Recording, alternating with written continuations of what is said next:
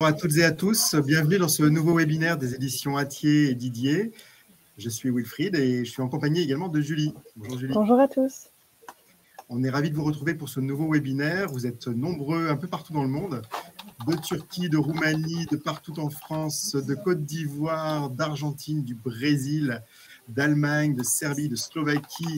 Je ne cite pas tous les pays, mais on est ravis de vous avoir avec nous. On a l'impression d'être dans un petit village à chaque fois qu'on organise un webinaire et qu'on voit que vous êtes tous autour de nous pour discuter aujourd'hui d'un sujet qui, a priori, vous a captivé, puisqu'il s'agit de dynamiser vos cours et collaborer entre collègues avec vos créations interactives. Moi, je vais vous présenter, je suis Wilfried, donc je vais vous présenter des ressources pédagogiques pour animer des cours interactifs et notamment la plateforme Educadoc. On va rentrer dans le détail tout à l'heure. Et Julie sera avec moi un petit peu en coulisses. Elle répondra à vos questions et vous enverra des liens très utiles dans le chat. N'hésitez pas à poser vos questions au fur et à mesure. J'essaierai de prendre également quelques questions à la fin.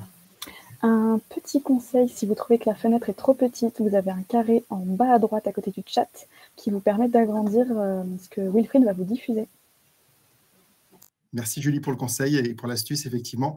Je vais vous partager mon écran et on va pouvoir aussi découvrir ensemble des fonctionnalités de la plateforme Educadoc. Alors avant de commencer à rentrer dans le détail, j'aimerais vous énoncer un petit peu le programme de ces 30 à 45 minutes qui vont nous occuper. On va tout d'abord parler de l'environnement de cette plateforme Educadoc. On va ensuite apprendre ensemble à créer un groupe et une classe dans Educadoc. On va naviguer dans un manuel numérique et apprendre à le personnaliser. On va également créer ses propres exercices et ses propres séquences. C'est là que ça devient intéressant parce que vous allez pouvoir personnaliser votre manuel et créer vos propres ressources pédagogiques, vos propres séquences de cours. Et on verra ensuite comment partager ces contenus entre profs avec la grande nouveauté d'Educadoc cette année, c'est la communauté, une méga salle des profs où vous allez pouvoir vous partager du contenu entre vous, bien entendu du contenu que vous aurez créé vous-même, évidemment. On y revient tout à l'heure. Avant de commencer, peut-être pour mieux comprendre comment vous utilisez déjà des outils, j'aimerais lancer un petit sondage sur Educadoc. Vous voyez le sondage apparaître à l'écran. Connaissez-vous déjà Educadoc? Oui, je l'utilise pour mes cours. Oui, mais pas les toutes dernières fonctionnalités. Oui, et je ne l'utilise pas encore. Ou non, je ne connais pas encore Educadoc. Ça nous donnera une manière d'envisager un peu la suite du webinaire, de savoir quel est votre degré de culture sur Educadoc. Je vous laisse quelques secondes pour répondre. En attendant, je regarde de quel pays vous venez dans le chat. On salue tout le monde qui vient d'Inde également, de Chypre, de Hongrie, du Pérou, d'Argentine, de Bulgarie, des États-Unis, de République tchèque, de Bolivie, de Californie, de Lituanie. Merci à tous pour votre participation. C'est toujours, encore une fois, un plaisir d'être avec vous. Alors, on voit qu'il y a des chiffres assez importants. Effectivement, il y a une bonne moitié d'entre vous qui ne connaissent pas encore Educadoc. Eh bien, on va découvrir cet outil. Cet outil, c'est l'outil des éditions Hatier et des éditions Didier pour les ouvrages du scolaire en primaire, collège, lycée, mais aussi les éditions Didier pour les ouvrages de français langue étrangère. Que vous soyez donc enseignant en français, pour ces différentes matières en primaire ou secondaire ou encore enseignant de français langue étrangère, cette plateforme peut vous être utile. Donc, je ne vais pas faire plus de mystère. Je vais partager mon écran tout de suite. On va arrêter le sondage. Je vais d'ailleurs le publier tout de suite pour que vous puissiez voir les résultats et on partagera ensuite l'écran pour découvrir un peu mieux cette plateforme Educadoc qu'a priori vous ne connaissez pas tous, puisque vous êtes 59% à avoir répondu non, pas encore. Et il y en a 14% d'entre vous, presque 15%, qui l'utilisent déjà. Et 14% d'entre vous qui l'utilisent, mais qui ne connaissent pas encore toutes les fonctionnalités d'Educadoc. Donc, c'est ce qu'on va faire aujourd'hui. On va essayer de rentrer dans le détail de cette plateforme. Si vous êtes prêts, on peut y aller. Dites-moi dans le chat si vous êtes prêts et on va pouvoir commencer à partager l'écran concernant la plateforme Educadoc. Alors, je vois qu'on y va, c'est prêt. Je vois que certains d'entre vous sont déjà prêts. Alors, c'est parti. Alors là, vous devez voir mon écran. Je partage ici la plateforme Educadoc qui existe sous deux formats. Cette plateforme Educadoc, elle existe en version en ligne avec le site educadoc.fr, mais elle existe aussi en version logicielle à installer sur sa tablette, sur son téléphone également, mais aussi sur son ordinateur. Dans cette plateforme, on va pouvoir retrouver tous les ouvrages que l'on a pu acquérir. Je vous montrerai à la fin comment faire l'acquisition de ces ouvrages, comment les acheter. Vous pouvez les acheter en ligne. Si c'est des ouvrages scolaires, vous allez pouvoir les acheter auprès du KNE, le kiosque numérique de l'éducation. Et si ce sont des ouvrages Didier français langue étrangère, Didier FLE, vous allez pouvoir en faire l'acquisition sur la e-boutique. Je vous en parlerai plus en détail tout à l'heure à la fin du webinaire. Ce qui nous intéresse pour le moment, c'est de découvrir un peu mieux cette plateforme. Donc, vous voyez qu'ici, dans cette plateforme Educadoc, je vais retrouver ma bibliothèque. Et dans ma bibliothèque, je vais retrouver tous les ouvrages qui m'intéressent, qui correspondent à ma discipline ou à mes intérêts en tant qu'enseignant et également en tant qu'étudiant, en tant qu'apprenant. Bien entendu, vous avez la même plateforme et la même vision de vos ouvrages, que vous soyez enseignant ou que vous soyez apprenant. Il y a des petites particularités que je vous expliquerai ensuite. Donc, vous avez votre bibliothèque avec tous les ouvrages. On essaiera de rentrer tout à l'heure dans le détail d'un ouvrage. Sur le côté à droite, vous avez ensuite une rubrique qui s'appelle « Mes documents ».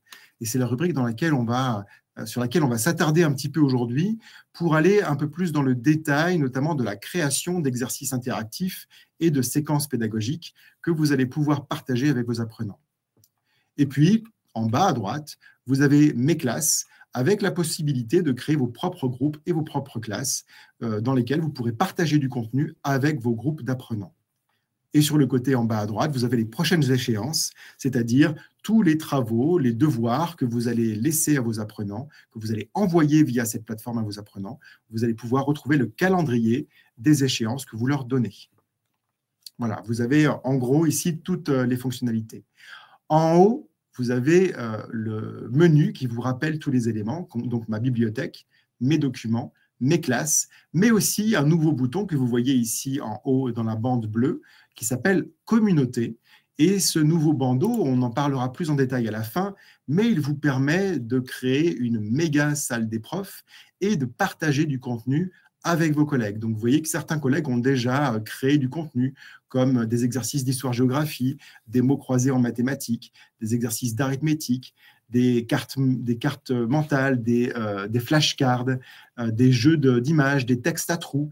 Donc, il y a déjà des ressources qui ont été créées par des enseignants et vous pourrez utiliser cette fonctionnalité, bien sûr, pour créer vos propres ressources et pour en trouver d'autres. Donc, vous allez pouvoir aussi chercher par typologie de classe, chercher par discipline. Par exemple, si je cherche en français, je vois ici qu'il y a un exercice déjà qui existe pour le français 6e avec un mot croisé. Bien entendu, c'est une nouvelle fonctionnalité. Donc, pour l'instant, les enseignants n'ont pas encore tous partagé beaucoup de contenu, mais vous allez pouvoir enrichir cette banque d'exercices que vous partagez entre vous.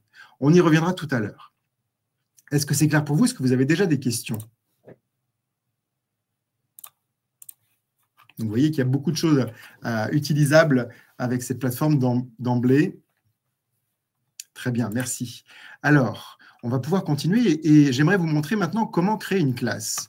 Donc, vous avez vu ici en bas à droite qu'il y a une partie qui s'appelle « Mes classes » et vous avez 3 petits points. Vous allez pouvoir cliquer sur ces 3 petits points.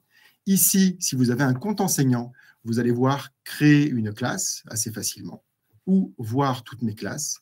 Moi, je vais cliquer tout à l'heure sur créer une classe. Si j'étais sur un compte étudiant, sur un compte apprenant, je ne verrai pas exactement la même chose, mais j'utiliserai le même procédé. Je cliquerai sur ces 3 petits points et à la place de créer une classe, j'aurai le verbe rejoindre une classe. Ici, nous sommes enseignants, donc nous allons sur créer une classe. Je peux créer indifféremment une classe ou un groupe. Ici, ce qui m'intéresse de créer, c'est une classe que je vais appeler classe test avec un sous-titre, classe test Paris, avec un code d'inscription. Alors, ce code d'inscription, il est important parce que c'est le code que vous allez pouvoir partager avec vos apprenants et c'est le code qu'ils vont pouvoir utiliser pour rejoindre votre groupe ou votre classe. Donc, on va l'appeler classe test Paris en majuscule.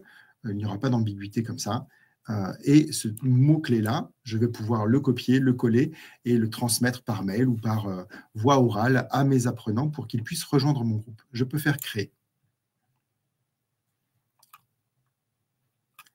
En faisant créer, j'ai donc ma classe test qui a été créée.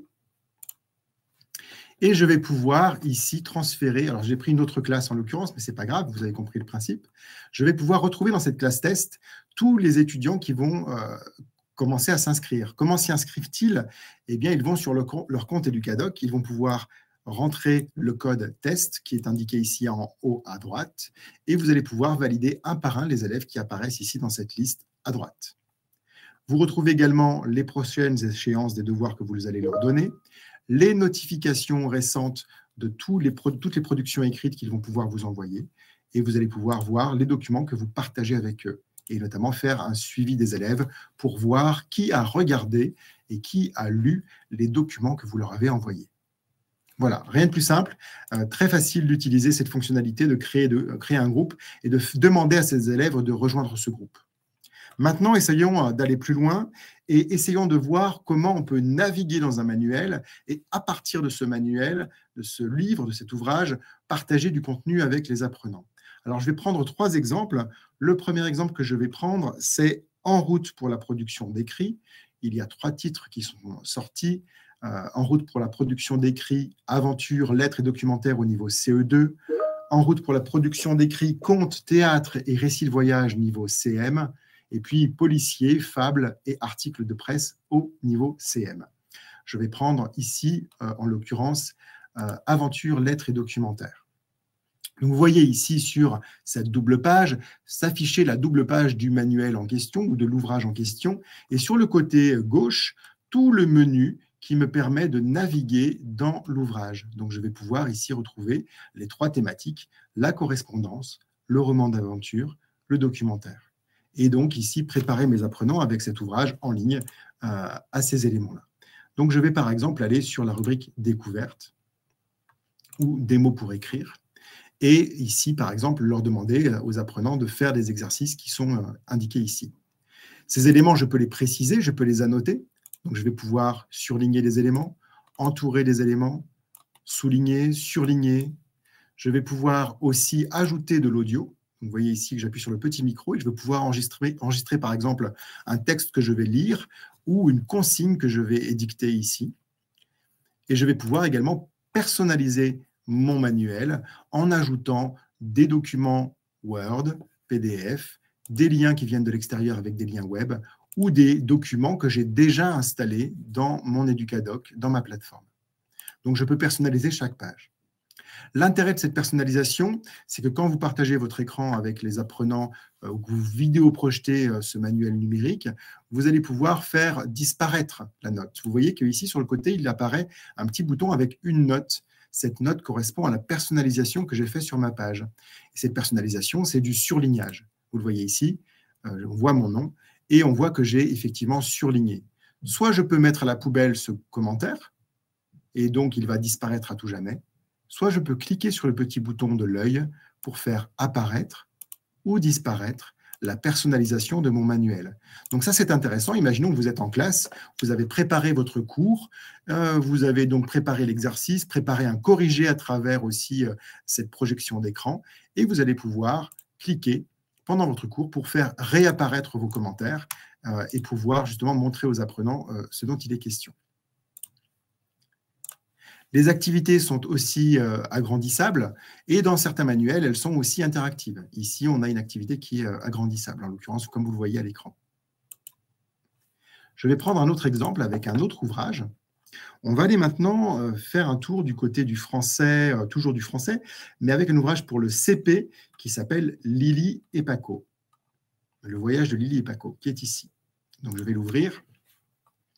Et je vais pouvoir naviguer ici à la fois dans le manuel, dans le cahier d'activité numéro 1 et le cahier d'activité numéro 2. Donc, vous voyez qu'ici, je peux retrouver, bien entendu, ma double page de manuel, mais que je peux aussi lancer les audios. Je peux, à partir de là, naviguer dans la piste audio en avançant ou en ralentissant. Je peux aussi augmenter le volume. Je peux mettre cet audio en favori. Et vous voyez qu'il y a une petite flèche. Je peux partager cet audio avec mes apprenants. Donc, si je clique ici, je vais pouvoir partager ce texte et cette double page sur le peintre indien avec une classe. Donc, je vais pouvoir sélectionner la classe qui m'intéresse. Donc, je vais prendre par exemple la classe test que je vous montrais tout à l'heure et je vais dire lire le texte avant le prochain cours. Et je vais ajouter une date, le prochain cours étant par exemple jeudi 8 février. Je partage et bien entendu, cette double page va apparaître dans le groupe que je partage avec mes apprenants. Bien entendu, seuls les apprenants qui disposent également du même manuel numérique pourront voir s'afficher cette double page. Si je retourne maintenant sur la page d'accueil d'Educadoc et que je vais dans ma classe test, qu'est-ce que vous allez découvrir? Effectivement, eh bien, si j'avais des étudiants dans cette classe, ces étudiants verraient que j'ai partagé ici un document, vous le voyez, j'ai partagé un document audio, le peintre indien, et si je clique dessus, écoutez, on va lire le texte ensemble. Voilà. Et on va donc pouvoir écouter ce texte avant de venir en cours. Si vous aviez demandé à vos apprenants de faire une production écrite, vous voyez que sur le côté, il y a dans cette classe deux petits onglets, l'onglet Documents partagés et l'onglet Copie élève. L'apprenant pourrait, à partir de cette lecture, vous faire, par exemple, une production écrite et vous l'envoyer. Et donc, si je clique sur Copie élève ici, on pourrait voir apparaître dans cette colonne à gauche toutes les productions de vos apprenants qui apparaîtraient, que vous pourriez corriger directement en ligne. Revenons maintenant à la page d'accueil. On va aller faire un petit tour vers un manuel de français langue étrangère qui est plutôt pour les élèves du lycée, pour les 15-18 ans. On va utiliser le manuel qui s'appelle Nouvelle Génération. Alors, laissez-moi le retrouver. Voilà, Nouvelle Génération, niveau B1. Dans ce manuel numérique, on retrouve le livre, le cahier, mais aussi le guide pédagogique, parce que je suis ici sur un pack numérique enseignant avec, bien entendu, toutes les ressources du guide pédagogique. Donc, dans un cahier d'exercice, je vais pouvoir naviguer. On va aller à l'unité 3, je découvre. Et vous voyez qu'on peut faire plein d'autres choses. On peut lancer les audios, comme on le montrait tout à l'heure.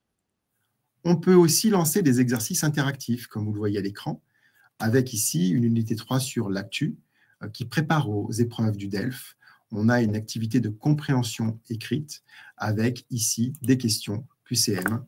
Donc, j'écris n'importe quoi juste pour faire le test. Et on va avoir une validation avec une correction. J'ai un score de 3 sur 10. Décidément, je ne suis pas très bon.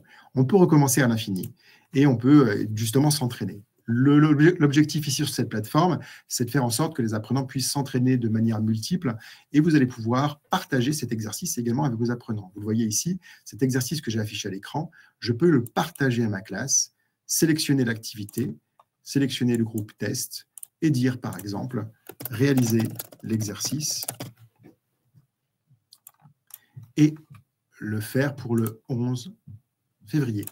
Je le partage et, bien entendu, ce document va être partagé avec mon groupe seulement pour les élèves qui disposent du même manuel numérique, bien évidemment.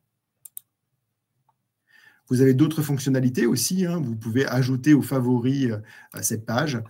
Par exemple, ici, c'est une page qui s'appelle l'actu. Vous voulez répertorier du contenu sur l'actualité. Vous pouvez ajouter un marque-page. En l'occurrence, cette petite étoile que vous voyez sur le côté vous permet de mettre des marque-pages dans les ouvrages et de les retrouver facilement. Est-ce que c'est clair jusqu'à présent? Est-ce que vous avez des questions peut-être? J'essaie de me remettre sur le chat. Sandra nous dit c'est la plateforme que vous utilisez, il est très intuitif. Merci, effectivement, on essaye de faire en sorte que ce soit intuitif pour vous. Dimitri nous pose la question, est-ce que les élèves peuvent voir les bonnes réponses une fois après avoir fait l'exercice et le test? Oui, effectivement, ils peuvent voir un corrigé. Parfois, ils peuvent même voir aussi les transcriptions quand il y a de l'oral, effectivement.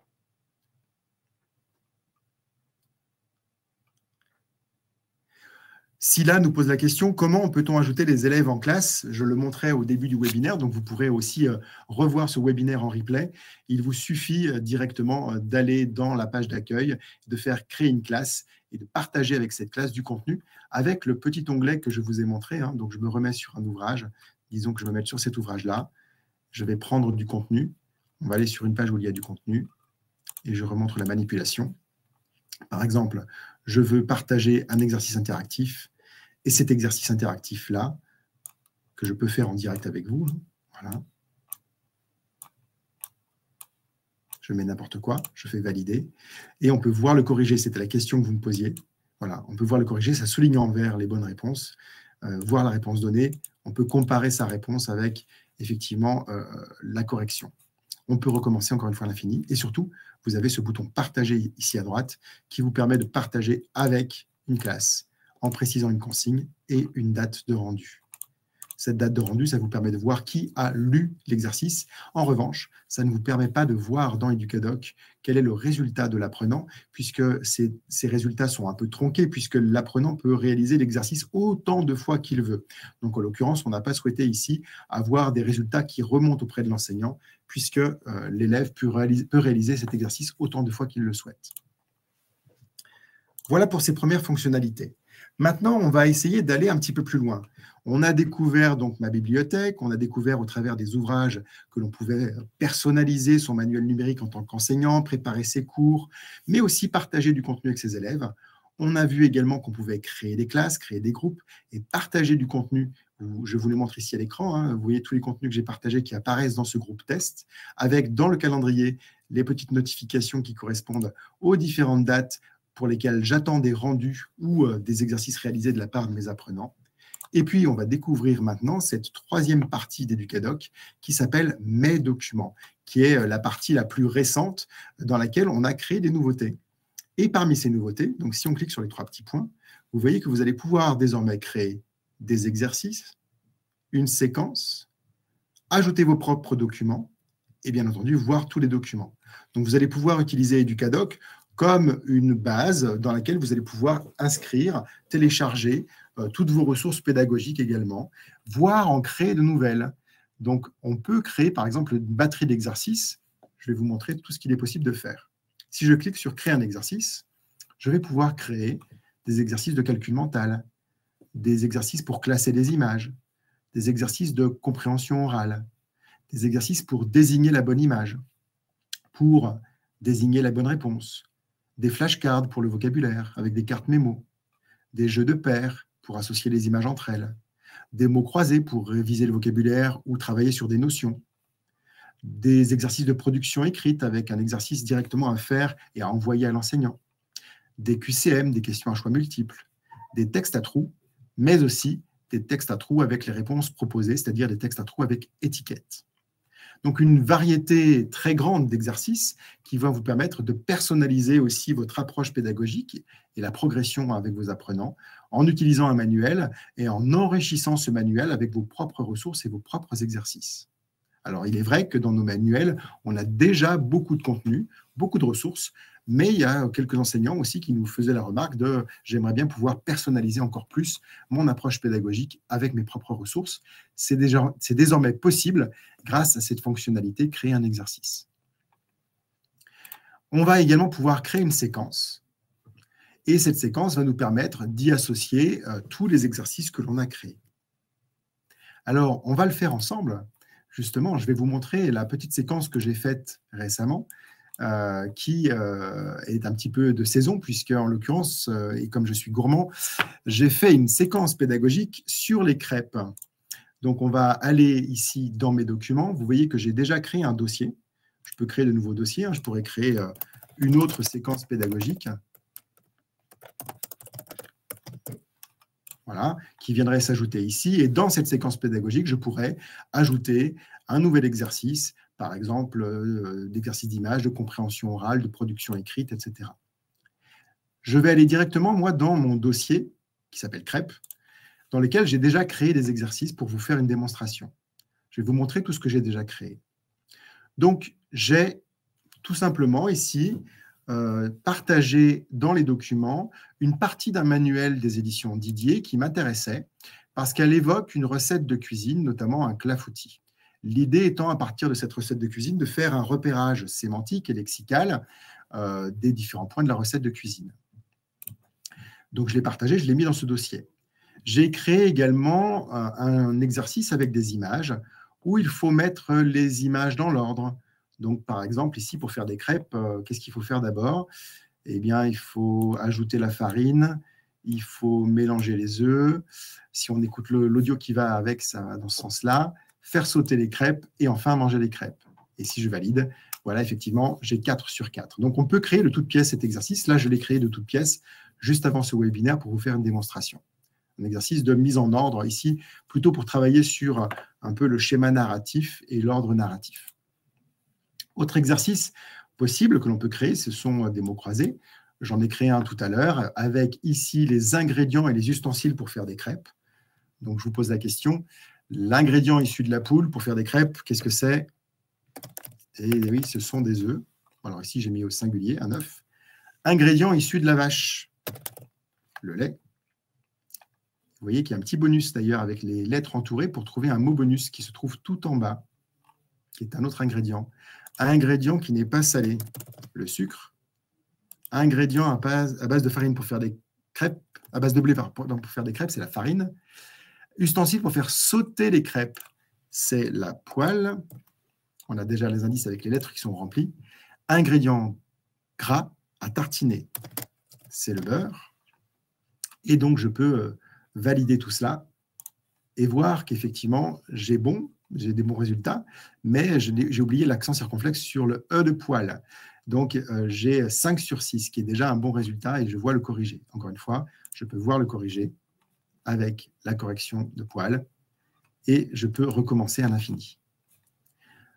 Vous pouvez, à partir de cet exercice, si vous le partagez entre collègues dans la communauté, vous pouvez vous ressaisir des exercices de vos collègues pour justement les personnaliser. Je vous montre ici surtout comment je peux le modifier. Imaginons que je veuille ajouter dans ce mot croisé d'autres mots. Eh bien, vous voyez à quoi ça ressemble. J'ai indiqué une consigne. Trouver les ingrédients et ustensiles pour faire des crêpes. J'ajoute mon point, je personnalise. J'ai tous les éléments ici. Je peux ajouter un mot. Je pourrais dire test. Hein, et puis la réponse, ça va être test. Voilà. Et en ajoutant ce mot, effectivement, il va apparaître dans ma liste de mots croisés. Alors, je vais le supprimer parce que ce n'est pas l'intérêt ici. Je vais pouvoir ici le laisser tel quel. Mon exercice, je peux cliquer sur sauvegarder à droite. Maintenant que cet exercice est terminé, ce qui est intéressant, si je suis fier de cet exercice et que je souhaite le partager avec mes collègues du monde entier, je peux cliquer sur le bouton à droite qui s'appelle « Publier à la communauté » et je peux le nommer pour qu'il soit facilement repérable par d'autres enseignants dans le monde. J'ai nommé ce document et cet exercice sur les mots croisés « FLE, vocabulaire, recette de crêpes ». Je peux indiquer le niveau. Alors, on va dire ici qu'on est plutôt au niveau élémentaire. On n'a pas encore le niveau du cadre européen indiqué dans Educadoc, mais ça ne saurait tarder. Et je vais dire qu'on va mettre cycle 1 et on va mettre discipline FLE. Voilà. En acceptant de publier ce contenu au sein de la communauté, je certifie avoir pris connaissance des conditions générales d'utilisation d'Educadoc et dans ce cadre, accepter que ce document puisse être dupliqué et adapté par d'autres enseignants à la communauté. Donc, il va sans dire que lorsque l'on partage du contenu avec la communauté, il faut que ce contenu que vous allez créer dans la plateforme soit votre contenu propre, que ce ne soit pas un contenu issu de droits d'auteur et que vous partagez à la communauté. Sans quoi, vous vous exposez bien sûr à des poursuites puisque vous allez piller des droits d'auteur. Effectivement, ce contenu que vous partagez à la communauté, c'est votre propre contenu si vous souhaitez le partager avec vos collègues. Donc, si je clique sur « Suivant » et que vous êtes déjà un utilisateur d'Educadoc, vous allez pouvoir voir mon exercice dans l'onglet « Communauté ». J'accepte que mon nom et prénom soient publiés ou je publie de façon anonyme. Vous avez le choix entre les deux. Je souhaite publier de façon anonyme. Voilà, donc j'ai partagé un exercice que j'ai créé et je l'ai partagé avec les profs du monde entier qui utilisent déjà Educadoc. D'autres exemples d'exercices que j'ai pu créer ici avec la plateforme, j'ai créé également un texte à trous pour la recette des crêpes. Donc, j'ai créé un exercice avec des verbes à l'infinitif qu'il faut remettre dans l'ordre. Donc, pour des crêpes, il faut les ingrédients suivants. Donc, pour faire des crêpes, il faut acheter les ingrédients suivants, farine, beurre, œufs, lait, sel, sucre. Dans un grand saladier, il faut d'abord mélanger les ingrédients et terminer par les œufs. Une fois la pâte à crêpes réalisée, il faut laisser reposer la pâte pendant 1 heure. Enfin, on peut faire revenir la pâte dans un peu de beurre, dans une grande poêle. Et vous, avez-vous déjà essayé de faire sauter les crêpes? Je valide. Et effectivement, là, j'ai tout bon. Je peux encore une fois modifier mon exercice, ajouter dans mon exercice d'autres verbes. Vous voyez que vous avez les instructions qui s'affichent ici pour remplir un texte à trous, rien de plus simple. Vous écrivez votre texte et entre étoiles, vous allez écrire le mot manquant. Ce mot manquant apparaîtra ensuite dans une liste de mots à classer parmi les textes à trous. Donc, même chose ici, cet exercice, texte à trous, recette de crêpes. Je peux le partager avec vous, avec la communauté. Donc, encore une fois, je clique sur « Publier à la communauté ». Je vais indiquer « Élémentaire » et surtout « Français langue étrangère ». Je partage à la communauté de manière anonyme. D'autres exercices créés. J'ai ajouté une vidéo que j'ai prise sur YouTube, une vidéo qui explique la recette des crêpes. Rien de plus simple, hein, j'ai pris le lien de partage de cette vidéo qui est référencée sur YouTube et qui continue à être référencée sur YouTube. Elle n'est pas téléchargée dans Educadoc. Et ça me permet de pouvoir l'utiliser dans une séquence pédagogique. J'ai créé également des flashcards sur les ingrédients de crêpes. Donc, par exemple, ici, j'ai une flashcard, il faut indiquer la réponse. Donc, c'est du lait. J'ai une bonne réponse. Mais je pourrais aussi modifier et puis ajouter d'autres cartes. Donc, vous voyez, je fais tout simplement ajouter une carte. Je vais ajouter la réponse, donc par exemple, farine. Je vais ajouter une image. L'image, je vais la télécharger ici. Je vais ajouter les œufs. J'ajoute mon image. J'ajoute les œufs. Encore une autre image avec les crêpes. Hop. J'ajoute les crêpes. Et je vais pouvoir sauvegarder en haut à droite. Ça me permet d'avoir un exercice ici enrichi pour réviser le vocabulaire à partir de flashcards et travailler la graphie, et bien sûr, avec mes apprenants. Ensuite, farine. Ensuite, les œufs.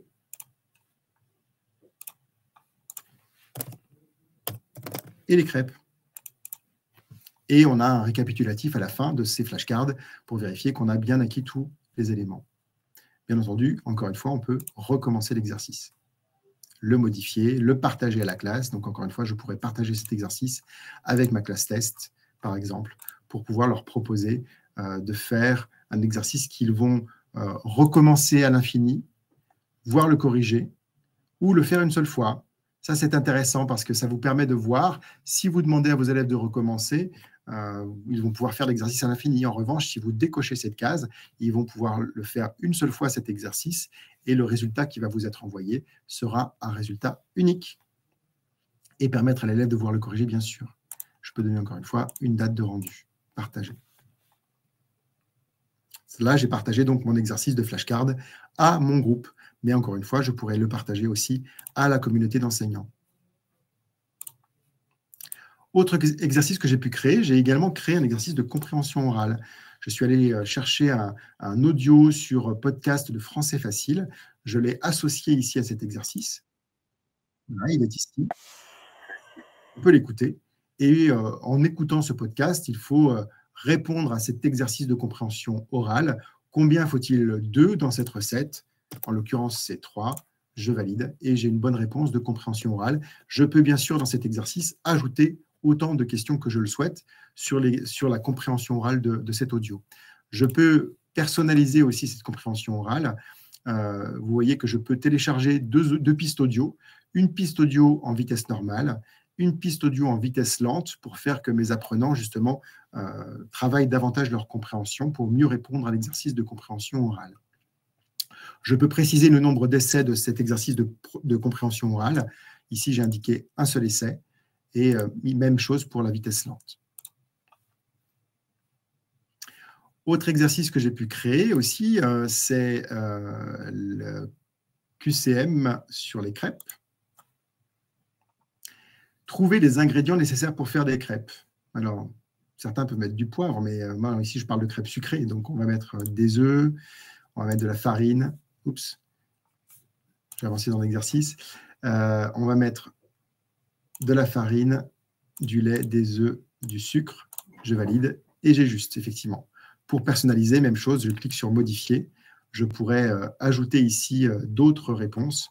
Vous voyez, il n'y a rien de plus simple. Hein. On indique ici la consigne, les réponses proposées, et les réponses justes sont à cocher. Donc, les réponses incorrectes, comme poivre, sont décochées. Et enfin, j'ai créé un dernier exercice qui est un exercice de production écrite dans lequel je demande ceci à mes apprenants. Aller sur Internet, identifier la meilleure crêpe de Paris en fonction des commentaires et avis clients. Identifier la meilleure crêperie de Paris en fonction des commentaires et des avis de clients sur Internet. Et on va demander une production écrite à nos apprenants ici. Écrivez en 50 mots minimum pourquoi vous choisissez cette crêperie plutôt qu'une autre.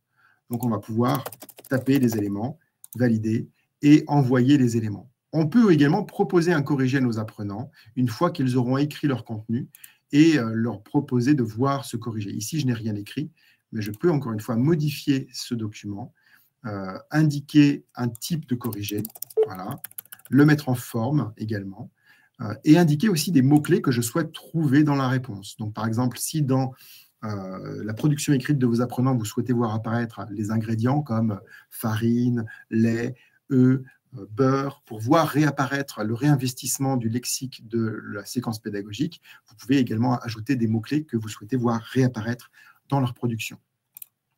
Alors, on a vu comment créer les exercices. Vous avez vu que c'est assez riche. Hein, on peut créer une diversité d'exercices.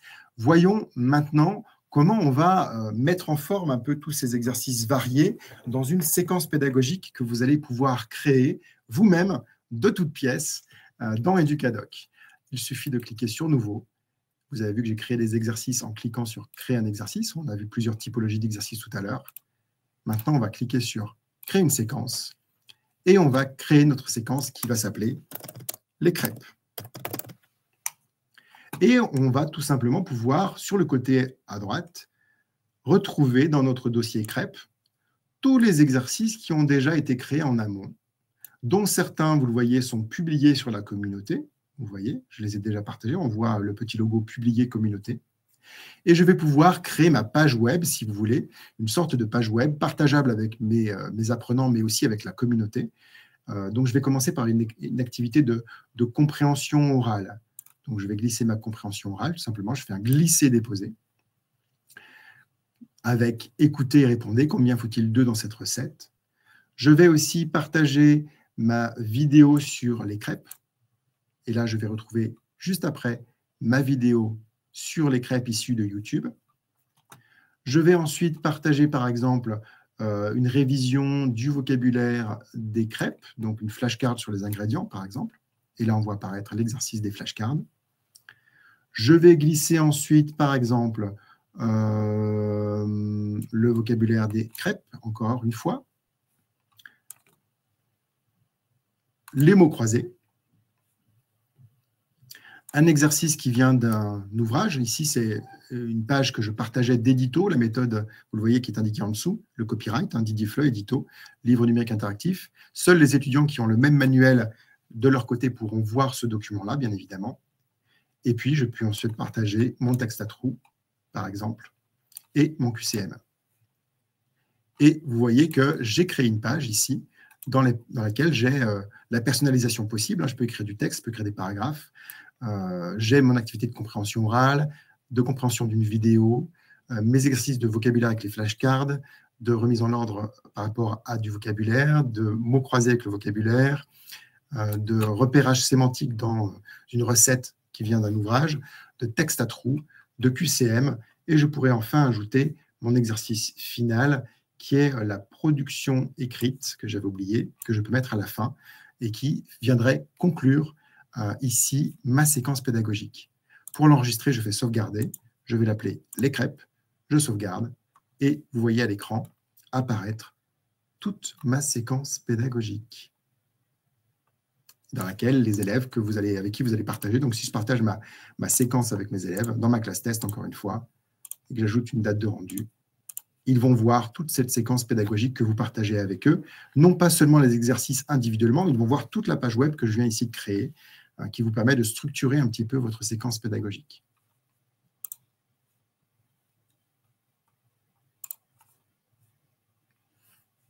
Alors, c'est un petit peu long. Je vais annuler parce que le partage est un petit peu long. Il y a beaucoup de contenu. Mais vous avez compris un peu le principe. Bien entendu, cette séquence pédagogique, je peux aussi, s'il n'y a pas de contenu soumis à copyright, je peux partager à la communauté. Et je peux l'afficher aussi en plein écran. C'est encore plus joli. Voilà, comme ça, on voit ma page complète. Et directement faire des exercices à l'intérieur.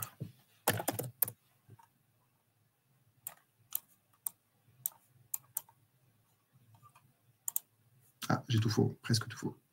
Alors, on peut les faire directement à l'intérieur, comme vous voyez, et valider au fur et à mesure.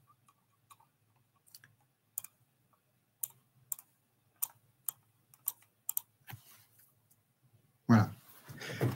Alors, j'en profite pour prendre quelques questions au passage. Je vois que vous avez déjà réagi pas mal avec Julie, avec qui vous avez interagi dans le chat. Pierre nous pose des questions sur les mathématiques. Est-ce qu'on peut écrire les puissances 10? Pas à ma connaissance, pas encore du moins. Mon établissement doit être inscrit pour que je puisse faire un compte. Alors, pas nécessairement, je vais vous l'expliquer juste après, effectivement. En revanche, je vais vous partager une page qui va être intéressante pour vous, qui s'appelle l'Académie Educadoc. D'ailleurs, Julie va pouvoir la partager également avec vous. Je vais changer le partage. Vous allez me revoir. Coucou tout le monde, me revoilà. Et je partage avec vous une nouvelle page qui s'appelle l'Académie Educadoc. Julie vous met le lien directement dans le chat. Cette académie, elle est intéressante pour vous parce que toutes les questions que vous vous posez sur l'utilisation de cet outil, on y répond ici sous forme de tutoriel, sous forme de vidéo.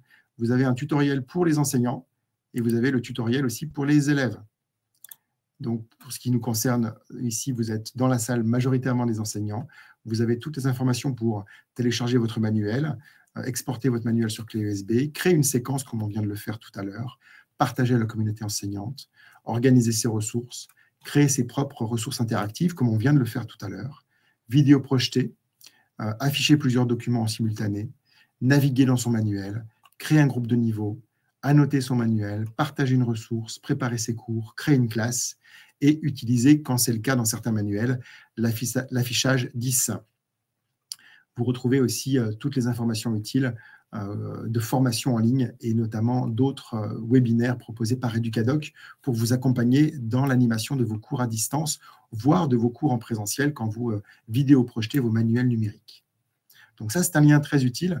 Vous retrouvez ici tous les manuels numériques et toute l'aide pour vous accompagner sur les manuels numériques présents dans Educadoc, notamment les ouvrages des éditions Hatier et les éditions Didier. Maintenant, on se pose la question de savoir comment faire l'acquisition de ces manuels numériques. Il y a deux manières en réalité pour faire l'acquisition de ces manuels numériques. Si vous êtes enseignant dans le primaire ou le secondaire, dans le circuit scolaire français avec des programmes français, la manière pour faire l'acquisition de ces manuels, c'est le KNE, c'est-à-dire le kiosque numérique de l'éducation. Vous le voyez ici à l'écran. Je vous ai parlé tout à l'heure de certains ouvrages comme Lily et Paco. Je vais pouvoir taper le voyage de Lily et Paco, valider. Et je vais retrouver ici le manuel numérique que je vais pouvoir, donc je vais pouvoir faire l'acquisition directement sur le kiosque numérique de l'éducation. Ça concerne tous les ouvrages de programmes français, du primaire et du secondaire. En revanche, si vous êtes enseignant à l'étranger, mais aussi en France, et que vous êtes enseignant pour des élèves allophones, c'est une autre méthode qu'il faut utiliser pour faire l'acquisition de vos ouvrages. Dans ce cas, il faut aller sur notre boutique en ligne des éditions Didier Français Langue étrangère, qui s'appelle e-boutique Didier Fleu. Le lien va vous être envoyé par Julie tout de suite dans le chat. C'est eboutique.didierfleu.com. Et sur cette boutique, vous allez pouvoir faire l'acquisition d'un code d'activation qui vous permettra d'activer votre manuel numérique en fonction du mode d'installation qui vous est envoyé. Et même chose, on arrive exactement au même endroit sur Educadoc pour pouvoir naviguer dans son manuel, partager du contenu avec vos apprenants et aussi personnaliser son manuel, le rendre encore plus interactif avec vos propres contenus. Alors, j'espère que ça vous a donné des idées inspirantes pour créer vos propres contenus. Moi, j'étais très inspiré par les crêpes aujourd'hui, donc j'espère que vous êtes inspiré par d'autres éléments pédagogiques et un petit peu moins gastronomiques que moi. Mais j'imagine que vous êtes très créatif aussi et je pense que vous allez trouver beaucoup d'utilisations possibles avec cet outil proposé par Educadoc de création de contenu pédagogique. N'hésitez pas à créer vos propres ressources et à les partager à la communauté. Merci à tous pour votre participation et n'hésitez pas si vous avez des questions avec l'Académie Educadoc qu'on vous a partagé. Vous pouvez bien sûr continuer à poser vos questions sur l'utilisation de ces manuels. Je vous ai parlé ici de plusieurs manuels des éditions Hatier. Donc pour le CP, pour le français, c'est Le Voyage de Lily et Paco. Pour le CE2 et le CM, c'est un ouvrage qui s'appelle En route pour la production d'écrits, qui permet de travailler le genre littéraire, notamment le conte, le policier, la fable ou le documentaire. Et puis, je vous ai présenté également un ouvrage de français langue étrangère pour le niveau B1. Il s'agit de Nouvelle Génération pour des étudiants de secondaire, plutôt au lycée. Bien entendu, vous pouvez découvrir tous nos catalogues avec plus de ressources documentaires et plus de ressources pédagogiques encore. Vous en voyez beaucoup derrière moi. Il y a beaucoup d'ouvrages, des ouvrages de scolaires, d'histoire géo, de mathématiques, de français, de sciences, mais aussi des ouvrages de français langue étrangère, comme vous le voyez ici, et également des ouvrages de parascolaires, notamment avec la collection que vous voyez plus à ma gauche, ici, les ouvrages de la collection Becherel, par exemple, que vous reconnaissez à la couleur rouge. Voilà, c'était un plaisir pour moi d'animer ce webinaire en compagnie de Julie. Encore merci pour votre participation et pour toutes vos questions. Encore une fois, j'espère que ça a été très inspirant et que vous allez pouvoir vous éclater, vous amuser avec ces nouvelles fonctionnalités et être très, très créatif. Au plaisir de vous revoir bientôt pour un prochain webinaire. Le prochain webinaire que j'animerai, ce sera sur les cartes mentales, plutôt pour les enseignants de français langue étrangère. Mais qui sait, hein, ce qu'on fait en français langue étrangère peut être utile à tout autre enseignant aussi partout dans le monde. On parlera donc des cartes heuristiques, des cartes mentales, ou en anglais, le mind mapping. Mind mapping, pardon. Voilà. À très vite. Prenez soin de vous. À bientôt.